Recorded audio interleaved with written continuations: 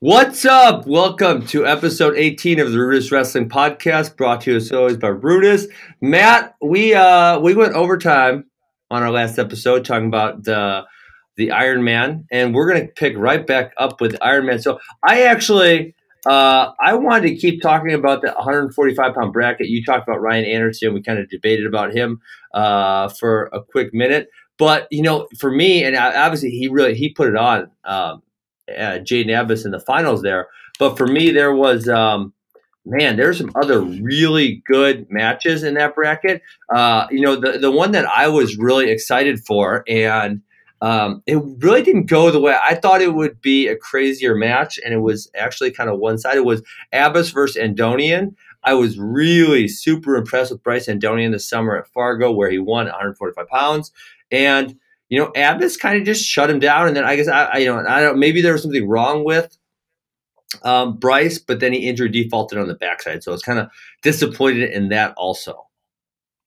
Yeah, I mean, from his performance this summer, obviously, Andonian put his name on the national stage and stamped his mark that he may be one of the top guys at 145 pounds in the country. But you got to wonder if he was off coming into the tournament or something happened during the tournament. But yeah, obviously he was kind of holding his growing in that match. So it's like, is he playing it up? Is it something that was pre-existing? Did he just hurt it? So, obviously we don't really know the extent of any of those. Yeah, I'm not sure, but yeah, it's something appeared off. But I tell you what, Abas looked really, really good. I mean, I'm always impressed when I watch this guy wrestle. But to see what Anderson did to him in the finals after a pretty, I wouldn't say a dominant performance over Andonian, but he definitely controlled the match. He controlled it really well. I mean, I thought that was, it's 7-3, but I thought it was kind of a dominant, 3 takedowns to 0. And if I remember correctly, I don't think Andonian was ever really close to a takedown. So yeah, definitely. Then on the which you would think, which is kind of surprising when I think of Abas and watching him previously, like I would think that freestyle would bode favorably to Abas as as opposed to folk style. So when I saw Abas dominate this match and control it pretty much throughout, I was a bit surprised. Yeah, I mean, obviously, Jaden's his best position is his feet. There's no doubt about that. But he's still got a pretty good top game, and really on bottom, he's generally pretty good. I mean, in the Anderson match, he kind of, was it like a sit out that went wrong, or he was trying to kind of hip heist out, and he got put right on his back. It was kind of a weird sequence of events in the end of the first period where he got put on his back, and that was kind of what put the match out of hand, where it was 7-1, and then really the rest of the points that Ryan Anderson scored, they were all I don't want to say push outs, but where he pushed him out and he got a stalling call. The last 4 points. So you know what? What'd you think about that? Because I kind of liked it a little bit. Well, for me, when I watched it, you see this a lot, and I don't want to lump Ohio officials into this. Oh, you're calling out the Ohio officials, Matt. Oh, a little bit, but this is typically what they do. Like at the state tournament, as a coach, as a high school coach in Ohio, at the state tournament, you tell guys like, you better not sit on your lead. I don't care if you're shooting, every 10 seconds. Typically, what Ohio officials do is they will call quick. They will insert themselves into every match. For Jaden, I'm going to defend the Ohio refs. Jaden was going off the mat over and over and over again. So, I feel like maybe it was kind of shocking because most refs don't call it that way. But man, if you look at the rules, he was going off the mat over and over and over again. So I don't really hate the calls. I wasn't really that upset. I'm like, he keeps going off the mat. He should probably get called. Yeah, no, I mean, in this situation, he didn't. I'm just talking historically, traditionally with Ohio refs. Like they are quick with the stall call. They're quick, to penalize guys, and which I don't mind as long as they're consistent with it. I think I've mentioned that before. Like as long as you know how a ref's going to call a match, I don't have a problem with that. But in this match, man, they were. What did Abas give us? It was 4 or 5. It was a lot. I don't know, a lot. Yeah. Because at the end it was penalty 2, right? Yeah. Did they give him a penalty 2? So yes, they did. Would have been 5. Yeah, crazy, huh? Yeah, so I think, I mean, to your point, I think the match was kind of out of reach once Anderson put him to his back. Yeah. It just got, it completely went off the tracks once he got called left and right for these stall calls. Yes, for sure. And so I just want to go to the backside. This bracket, man, I'm telling you, this bracket was just like 132, so deep. I mean, Michael North, who ended up in 5th place, he was in the Flo National Finals. Fidel Mayora, who ended up in 8th place, he was ranked 3rd in the country going into Super 32.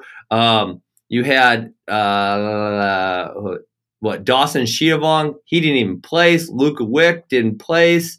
Manzona Bryant didn't place. So I mean, this bracket was just super, super deep. So really impressive by Ryan Anderson. I know we talked about him yesterday. So let's move on to 120, I think, was the other bracket we really want to talk about, which ended up with Trevor Mastrogiovanni beating Lucas Bird in the finals. And that match was really good.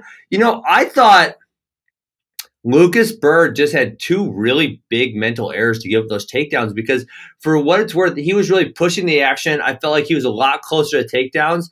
And then it was just almost like, I think the one was a reshot, and he just kind of let up for just a split second. And that was all Mastrogiovanni needed to get what he needed to win that match. I don't know how you felt. It's almost like, no, I agree with that. And I'm a big fan of Lucas Bird.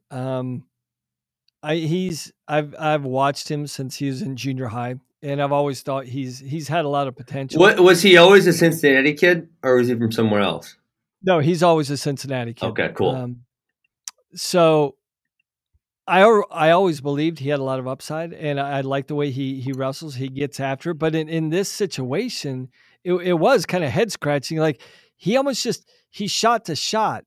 And without the purpose or the intention in mind in a high level match like this. Yes. So when I watched it, like what do you do when you're trying to coach your kids at AWA, mm-hmm. and particularly in big high pressure situations? How do you get them? Or what types of things do you do with your guys to try and instruct them? Like, this is how you have to navigate and manage a high level situation, because it didn't seem like Bird necessarily knew he knows how to wrestle in a high level situation, but it didn't seem like he really understood how to manage himself. You know what? It was almost like, I mean, it's almost like we'll go back to, we kind of talked about Jordan Decatur in essence. And I think this is the same thing. It's just making kids realize where they're making mistakes. And I'm sure, listen, this could be an anomaly. And I've watched probably 3 Lucas Bird matches in my life. I'm not from Ohio. I've seen him wrestle a few times at the national level. But if this is something that happens all the time, which likely, if it happened here, it is. And so it could be, hey, it's a big match and that's getting to them. I mean, that's a huge one for kids. So they can't put things on a pedestal.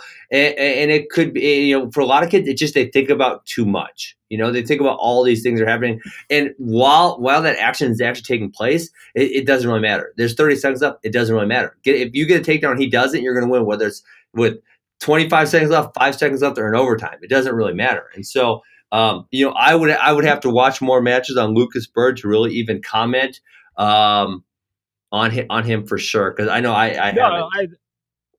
I think your assessment is spot on, because he's kind of been. I know you referenced, and we talked about Decatur on the previous podcast, but it was similar to the D'Amelio. When I saw D'Amelio when Super 32, I'm like, finally, this is the breakthrough that I believe this kid was capable of making. But then it's almost like he took a step back, at Ironman here, and kind of fell back into similar patterns that I saw cause him trouble in bigger situations in the past. And I think that there's a similar situation with Lucas Bird. Is he's always been a top 5 guy. If my ranking memory serves me correct. So right now I got this pulled up. So actually This was prior to Ironman, but I'm assuming so. It was Master Giovanni at 3, Lucas Bird at 4, Crookham at 5, who was also in the bracket, Buzakis at 7, Ramos at 8, and all of those guys, those 5 were in that bracket. And so with Bird, I think he's probably been consistently throughout his career right around or inside the top 5 in the national rankings, but he's never been able to ascend to the top because of performances like this. And he's shown flashes of brilliance. He's shown what he's capable of, but he necessarily hasn't shown the consistency to beat top level guys match after match after match. And this was kind of like the latest example of it. I don't want to take anything away from Master Giovanni because he's a really, really high level talent, but it seemed like, to your point, in that third period, he just didn't know how to function, didn't know how to manage himself in high level situations. Sure. So let me ask you this one. And I'm going to go ahead and say it. I'm looking at the ranks here, and he's going to go to Maryland. Not very many high-level kids choose Maryland, especially not very many high-level kids from Ohio, because if you're in the middle of Ohio, you have a lot of good choices right around you. And, Maryland hasn't exactly been lighting the world on fire recently. And so, what is his connection to Maryland? Do you know, or do you have any idea, or is this random? Well, I know Lucas and his family just a little bit because his older brother wrestled for my brother at Ashland University. Okay, cool. So I do know the family. I am somewhat familiar with him, and I think the appeal, the Big Ten appeal, is very. I don't care what the level or what the ranking of the school is. I think when you hear Big Ten and you get a call from a big name school, a lot of kids can get awestruck a little bit. Sure. And I don't think Lucas has been the type of kid where he's been like on the high level recruiting circuit where everybody's talking about this kid. Didn't he? Right? I feel like he had some really high level stuff maybe a couple years back at Fargo, and then maybe I hadn't really seen him this year, and then I think I saw him at Super there too. And I'm like, oh shoot, I remember him. Like, where did he go for the last year or two? That's kind of and obviously I'm not in Ohio, but that was just how I felt from the outside. Yeah, and it was a situation where, at the time I was still in college coaching, so I actually wanted the opportunity to get a chance to recruit Lucas. So I was trying to tell him, I was like, hey, he was saying like, I think I might, commit to Maryland. I'm like, well, that's great, but I think you still have 2 more laps around the track to make a name for yourself. I think you've got a lot of high level opportunities in front of you. I was like, don't limit your recruiting potential by making a decision so early. Obviously he decided to go against that, but yeah, that's I think a great pickup for Kerry McCoy and his staff at Maryland. Yeah, absolutely. I think he's going to do a good job, but yeah, I mean, you don't typically think of Ohio and Maryland when you think of their wrestling program. I can't really recall many guys from Ohio going east, wow. Into the Big Ten. I can't think of any either. Okay, so I guess one other match I wanted to mention, and it feels similar to their last one, so I don't know that we have a huge amount to talk about here, but Carson Karchla beats Julian Ramirez again in the final, 170 pounds. I don't know. I feel like Karchla asserted himself as the best 170 pounder in the country. I don't know really. There's a question about that anymore. Do you want to add anything to that? I mean, that was the rubber match, right? Yes. They had split before this, and I think Karchla has taken the last 2. Again, in this match, similar to Yeah, I mean, I kind of feel like maybe this is just my feeling. And again, with as far as high school wrestling is concerned, I watched the really big stuff, the Who's Number One, and then I watch where my guys are competitive, which has only been a handful of weights, so I don't follow all of the weights, but the way I feel, and let's say I could be totally off, I feel like that the first Ramirez Karchla match was kind of before Karchla made that jump where he's the guy, and now I feel like Karchla he's the guy at that weight. I mean, he's the man. And so I feel like it's almost a different point in time for him. It's almost like we've got to change the narrative of what we thought Karchlik could be and what he is now, and what he's and based upon what he's established with his performances over the last 6 months. But in this match, I mean, it was 5-2. So on the scoreboard, it looks a lot closer than it really was. But Karchlik took him down twice, escaped. I mean, pretty much controlled and dominated the match. So my question for you, and I know we talked about this a couple weeks ago during the signing date, is you did still have question marks about Karchlik's folk style capabilities. Because he, obviously, so he's I mean, he looked great, top, bottom, very solid. Kind of rolled all the way. He has a lot of top points in tech falls, 12-3 in the semis, and then obviously wins very solid in the finals. So yeah, I mean, I think he looks good. So did he answer some of the questions that you previously had? As it's hard. It's hard for me to say, Matt, because I'm not, like I said, I'm not like even Julian Ramirez. I've probably watched 3 to 5 of his matches in my life, and so as far as high school kids are concerned, I can't say like Julian Ramirez. He's amazing on top. I don't know that. I don't know that for sure. So it's hard. It's hard for me to say, but I will say Karchlik looked great on top if you this week. But if you're thinking about those guys who maybe are freestyle focused, usually top's not the issue. Usually they can kind of pick up top fairly decently. It's the bottom. And, you coach Beck Zod at Clarion, and I think he's a guy. He was pretty, if I remember correctly, he was decent on top, but I think he did have bottom issues against the best kids. Yeah, he did. I mean, he was really proficient on top. He wouldn't just ride guys. He actually got to the point where he was turning guys on top. But yeah, I mean, it was a very situational thing on when we went down. Yeah. I mean, there were certain guys for sure. Like, okay, it's not in our best interest. If we have to, if we absolutely have to, we'll go down. But if we don't, if we have options, if the scenarios in the match are playing out in such a way, like, and we know this guy could be difficult on top, we chose neutral. So I guess what I was gonna say, based upon as dominant as he looked at this tournament, you still have some question marks looking ahead, and as far as you being sold on him as being a big time impact performer at the next level.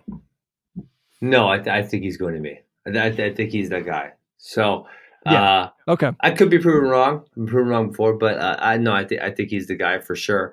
Okay, is there anything else you want to talk about at the Ironman? I mean, there's obviously so much stuff, but I think there could be. I think there was, how many 1 versus 2 matchups were there? I know at 220 you had Amos from Parkersburg South versus Trey Fan from Blair. Are they 1 and 2? I believe they're 1 and 2. I guess because Kirk Levitt moved up, so Kirk Levitt's ranked a heavyweight, obviously. Right. Okay. Yeah, that is a 1-2. I did not even realize that. I'm trying to look through the results now. I think that's the only. Is that the only 1 versus 2 in the finals? No. I guess Decatur D'Amelio, that was 1-2, but that was in the wrestlebacks, right? Yeah, 1-2 at 145. With Anderson and Abas. That was 1-2. So as far as actually first place matches at 145 and 220 were the only 2 1 versus 2 in the championship. I mean, Figueroa is the number 1, and I don't know what the other guys ranked. But Figueroa is definitely a number 1. Well, Figueroa was supposed to wrestle Decatur in the finals, but Decatur lost. Correct? Yeah, Decatur. Right. So I believe there was four number 1s that actually made the finals, and 2 of those number 1s won. Oh, come on, it has to be more than that because we just said Karchla. No, Karchla. Well, I guess Colton Schultz he's not a number 1. Josh Saunders is Josh Saunders. Josh Saunders is probably number 2. Saunders is 1. Yeah. Yep. So yeah, quite a few. Okay. So let's go on college scene. We had, I guess, a lot slower weekend than we had 2 weekends ago when we were at Las Vegas. Iowa Lehigh. I thought Iowa looked good. I guess Lehigh. We talked about this last week when they got shut out by Penn State. Why? Where's all Lehigh's guys? Has anyone been talking about this? I kind of looked through all the forums and I didn't really see anyone talking about, where Lehigh's guys are. You know, I are mean, they hiding? they're not hiding. I think they're legitimately hurt. The extent of which I'm not sure. Well, let me just go back I to know their those guys. I know roster. those guys fairly well. Yeah, I mean they are. I mean, right now they're ravaged. I mean, half their Yeah. lineup Okay, still, because half their starting guys are still you out. got Connor Schramm. He's not starting. You'd think he would be starting. Ian Brown, Yep. another guy really tough, not starting. That you'd think, hey, he probably could be starting. You have Cutler started. Who's the 84 pounder that I'm blanking on right now, Matt? I'm Well, blanking it's Scotty too. Parker. Where the heck's Scotty Parker? He's out too, isn't he? Yeah, so, Ryan Price. Ryan Price didn't start. Preach, right? Connor Schramm, Cortland Schuyler, who's been a starter before, Chris Weiler, who's been a starter before, Cole Walter, who's been a starter before, Gordon Wolf. Where the heck are these? What happened to Lehigh? That's a lot of dudes right there. I mean, I was talking to some of their coaches a week or two ago, and I didn't get into it. I mean, I just being in it and knowing how those things go. I mean, it is what it is, and you kind of deal with the situation. I kind of wish there was injury report. Like in football, it says like hamstring, probable, doubtful. I wish they had that in wrestling. Right. I really do. Yeah. That would be awesome. So what? I mean, you kind of need to know. I mean, right now I'm sure the people in the Lehigh Valley are freaking out a little bit because I couldn't even begin to remember the last time Lehigh started 0-4 on the year. Yeah. Now they've wrestled several really good teams. I mean, but just the extent of their injuries. I mean, it's hard to, there's a very thin margin of error between the top teams, and you take one or two guys out, you're going to be in trouble. Let alone half of your starting lineup. So hopefully by the beginning of the year, Lehigh gets back to full strength, because if they're at full strength, I mean they've got every reason to believe, they're definitely a top 10 team, but that's only contingent upon if they're healthy, right? Yeah, absolutely. So because were there honestly there weren't any real good matches. Not really. No, I mean, obviously, so Iowa sits Warner, which we talked about. He sprained his ankle in the Iowa State match. They sit him, and then also. Oh my gosh, Sam Stoll doesn't wrestle, and so Wood kills the backup there, Aaron Costello. So there's two kind of not very close matches right there.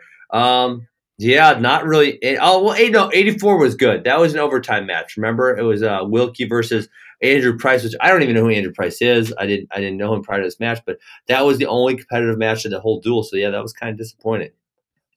Yeah, and the only ranked matchup was at 57 with Young from Iowa and Humphreys versus Lehigh, and that was a 4-1 match controlled by Young. Again, it was close on the scoreboard, but I believe Young kind of controlled the situation and dictated the action. So yeah, I mean, from 2 months ago at the beginning of the year, when you're looking at feature matchups the first half of the year, I mean this was one of the matches that we would have circled, Lehigh, Iowa.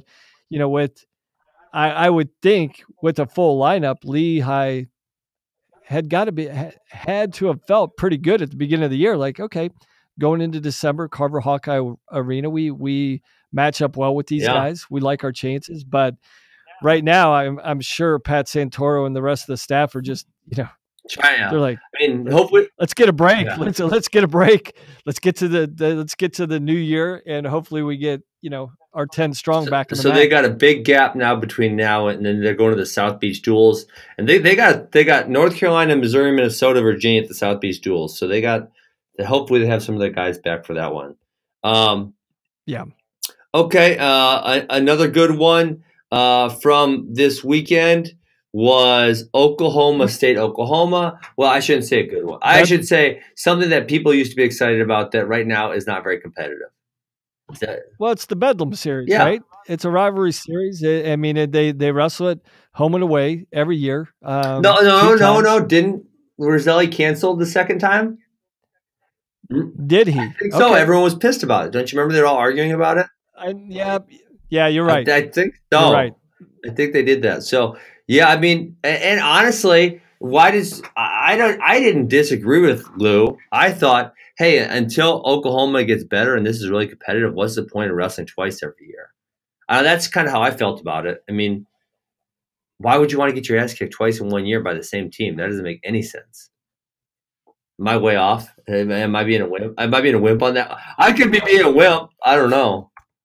Okay, so yeah, so I don't know of many other programs. I think this is actually the only duel in college where they wrestle 2 times a year. So one, nobody else is doing it, so it doesn't make a whole lot of sense, in the current landscape of things. But two, I mean, Lou Rosselli is still trying to build up the program. I think they're right. I think they're right there. Will they be there by next year? I think they'll be a lot closer, but they're still rebuilding. I think they've got some good guys, some good individuals that they can point to individually on the roster, but top to bottom, 25 through heavyweight. I'm sure Lou would tell you that he's still a year, maybe 2 away between getting all 10 of his guys in there that he feels strongly about. So, yeah, I think to your point, I think that was the correct call. Was it publicly, the thing that people out in Oklahoma want to see? That no, they probably want to see this duel 2 times a year, but where Lou Rosselli is going with his program, and he's got to look out what's best for his program, right? For sure. And he's doing that, and I think that's the right call. But yeah, traditionally a big time duel, but right now the scoreboard's not really indicating that. Right now. And so really not like, to your point, never made competitive matches. 157 was competitive. And then the only other one that was an awesome match, and this kid's he's having a really good season. I think this is probably the 3rd or 4th time we brought him up, but Dom Demas. He's from Ohio, correct? He is an Ohio. He's an Ohio boy. He's got some crazy hips. I mean, I think I know his brother did. Josh, his older brother, wrestled at Ohio State, was a 157. But Josh and Dom are built a lot different. Dom's like short and compact. And maybe I'm remembering totally wrong, but wasn't Josh like tall and lanky?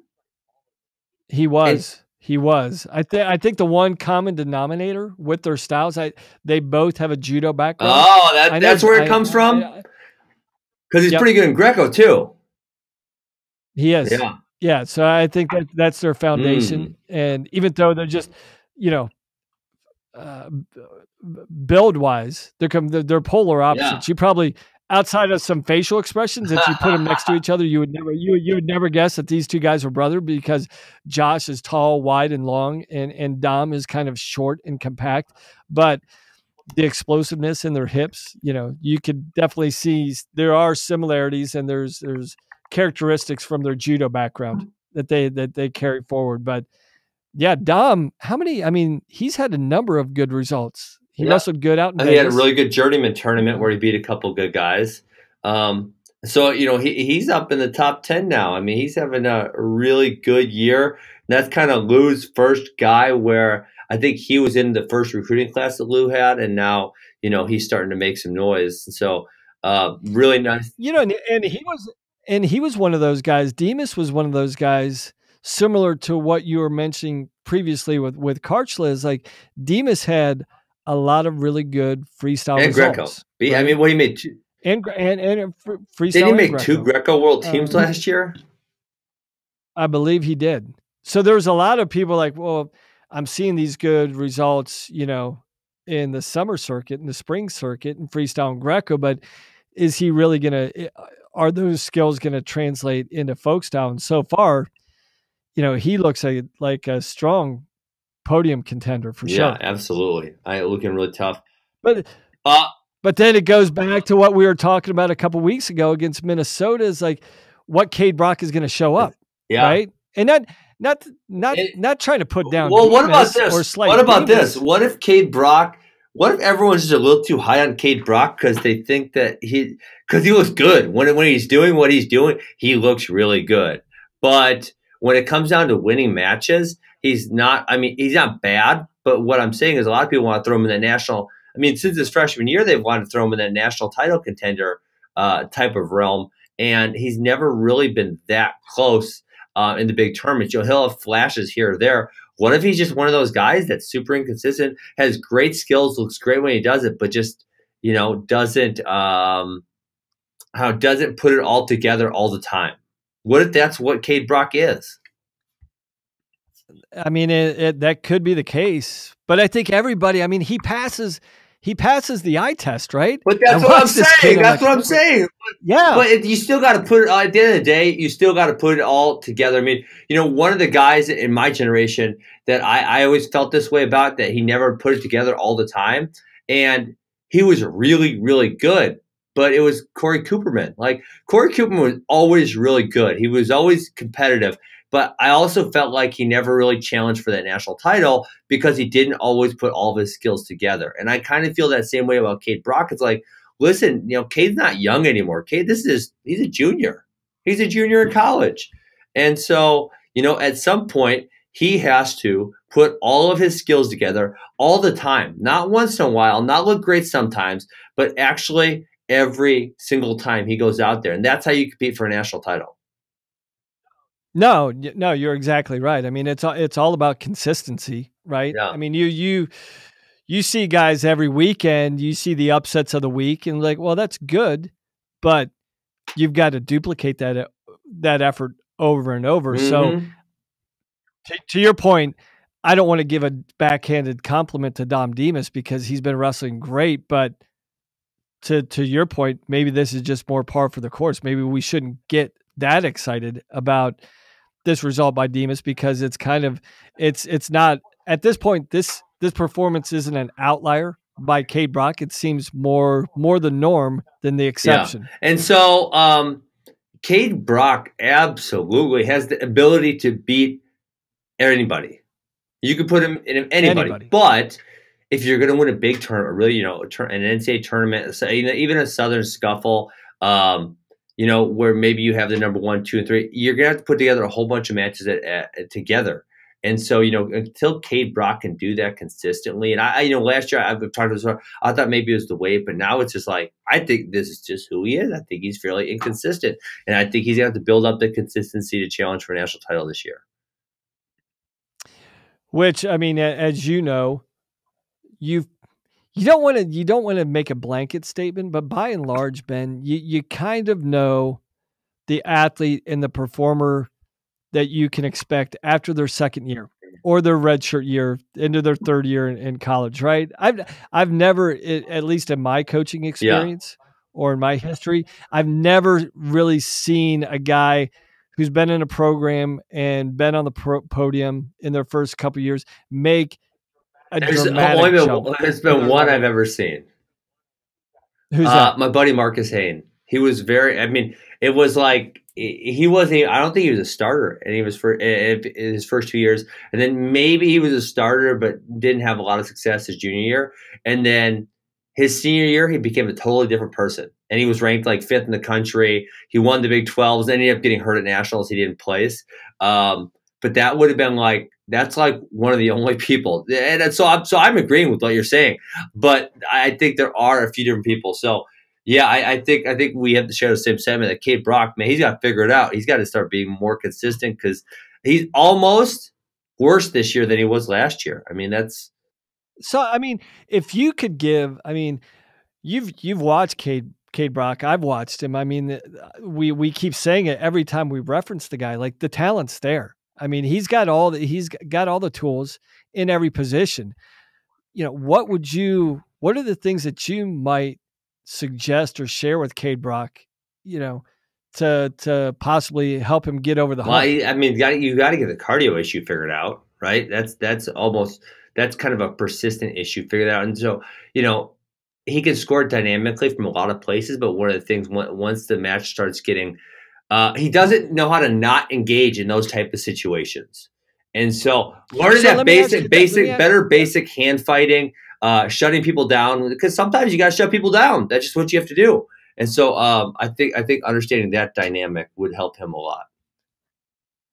So, okay, I'm gonna offer a different thought here. Love it. And so you're saying conditioning. Sometimes when I see a pattern of behavior where a guy looks like it could be a cardio issue, especially late in the match, sometimes, as a former coach, I'm like, that's not a cardio issue.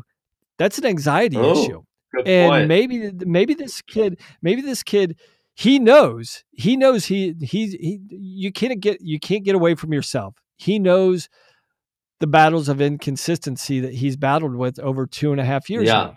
And when you have a collection of matches that have not gone your way, when everybody says they should go in your way, that kind of gets in your head, and that can induce some form of anxiety, which can, induce, bad decision making, bad match management. So maybe it's an anxiety thing. Yeah.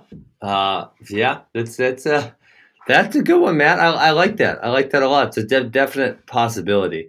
Okay, we got a few minutes left. I know you got to run. You got a big meeting today. So whenever you got to cut out, you just let me know. The last one I want to talk about is Ohio State versus Wisconsin. I thought Wisconsin did, obviously I'm biased. I help out with them. I thought they did a good job in this duel. Obviously, Ohio State, they're number 2 for a reason. They were wrestling. They did not wrestle ke-shawn Hayes. But, man, a lot of really good matches in this duel. Connor Brown starts off good. Ohio State went on a run with Pletcher, McKenna, Jordan. The Wick brothers both get wins. Man, 74, that was a lot of fun. Really back and forth, Ethan Smith and Ryan Christensen. Christensen's been having a great year so far. Christensen locks up that low leg cradle in the beginning of the second. This is the first. I'm blanking now. Maybe the first period. I think it was first, and takes him over and gets rolled through. Oh man, that was hard. But man, back and forth, and then the one thing about this match, and I don't want to be a complainer. I don't want you to think I'm too biased, Matt, but Christensen gets a reversal in the third period, and he already has a stall warning. I want to say the reversal was with about 1 minute and 15 seconds left. And Smith goes flat. Christensen's got a leg in, trying to grind him over, can't turn him over. I thought the stall warning should have came faster, because here's the thing. It's a 2-point match. If the second stall warning comes faster, and I think it ended up coming with about 14 seconds left in the match, if the stall warning comes faster, then Christensen's going to be able to cut him and try to get the match tying takedown. Obviously, if you're down by 2 points and you cut them, you're going to need 2 takedowns. That's a lot taller task. So if they say that stall warning comes at 30 seconds or 35 seconds, then you have a decent portion of time to get a takedown. I don't know. What did you think about that? Or do you think it was the right call? Well, I can agree with your call, but I don't think you're going to get that call in Columbus, Ohio. Because you're right? in Columbus, Ohio? Yeah. I mean, I would agree with your sentiment saying, yeah, they should have called it earlier. I would say, like, yeah, you're never going to get that call in Columbus, right? So don't count on that. But I was really impressed. Like, Ethan Smith, he's one of the younger guys on Ohio State's team. And he's wrestled really well. I don't know. I believe Tayshawn Campbell's dinged up a little bit. I think Ethan Smith beat him out. I believe he beat him in a few different matches. I think he did. But yeah, I mean, this is I would think for Ohio State, this weight class isn't a done deal. I think everybody just automatically assumed Tayshawn Campbell had this one on lockdown, but Ethan Smith is definitely having something to say about it. Yeah.